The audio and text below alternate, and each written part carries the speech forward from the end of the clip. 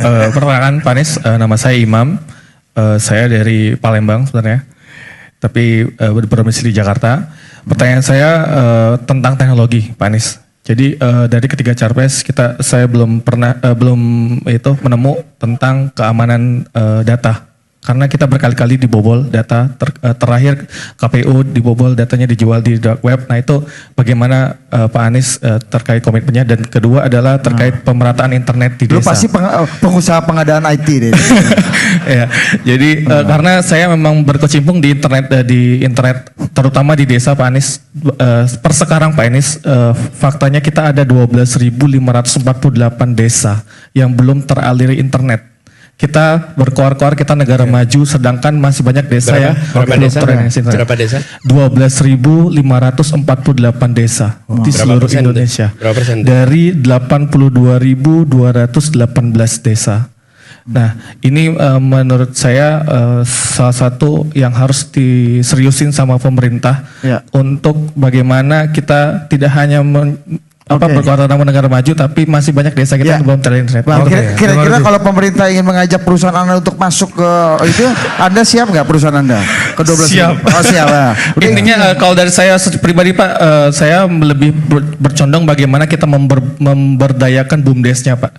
Itu bagaimana kita mendorong BUMDesnya agar bisa lebih aktif untuk menggunakan dana desanya membangun infrastruktur di desanya. Soal desa yang belum teraliri internet, ya ini harus digenjot, harus ada alokasi anggaran yang cukup untuk mendorong itu, dan ini bisa dikerjakan partnership, PPP, public private partnership, dengan diberikan insentif untuk membangun jaringan internet sampai ke desa-desa, dan teknologinya sudah memungkinkan. Kenapa? Karena jalur listrik pun sudah masuk ke hampir semua desa di Indonesia. Jadi dengan adanya jalur listrik masuk desa yang dulu dikerjakan, itu bisa membantu untuk mempercepat jaringan itu. Karena itulah menurut saya ini kebutuhan. IKN itu keinginan. Ini kebutuhan nih. Loh, kita ini masih punya banyak kebutuhan. Kebutuhan ini perlu biaya. Menurut saya anggarannya lebih baik untuk hal-hal yang menjadi kebutuhan. Jangan anggaran kita yang terbatas itu hanya untuk memenuhi keinginan kita. Dan kita aja sebagai keluarga tahu persis kok mana kebutuhan, mana keinginan. Dan kalau uang kita terbatas, mana yang mau dipenuhi lebih dulu? Kebutuhan atau keinginan? Kebutuhan. Ini kebutuhan. Supaya punya konektivitas, supaya kegiatan usaha di desa itu bisa tersambungkan dengan pasar yang begitu luas.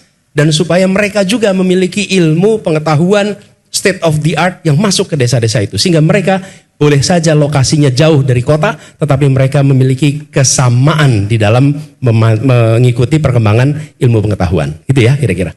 Jadi alokasikan anggarannya cukup, berikan ruang untuk kemitraan, dan instruksikan kepada daerah untuk menjadikan wilayah-wilayah itu wilayah-wilayah prioritas untuk digitalisasi. Gitu ya. Puas ya. Bu Eka, saya ingin sampaikan ya. Oh, kebocoran data. Kalau kebocoran data kita tanya pada ahlinya. I'm no expert di dalam kebocoran data. Tapi kita tidak usah sungkan untuk mengundang orang terbaik di dunia untuk menyelamatkan data-data kita. Terbaik. Kenapa? Ya, sama aja teman-teman. Kita beli ini, kalau ditanya ini bikinan mana? Bukan bikinan kita. Tapi kalau kita tahu ini bermanfaat, kita ambil. Nah, saat ini bila kita bisa menggunakan resources yang ada domestik, kita kerjakan. Tapi bila domestik belum ada, maka kita gunakan resources yang ada di dunia untuk menyelamatkan data rakyat Indonesia. Dan find the best di dunia untuk menyelamatkan itu. Caranya bagaimana? Biar orang engineering yang mengerjakan. Policy maker itu menyusun kebijakannya, tapi technicalities-nya dikerjakan mereka. Gitu ya.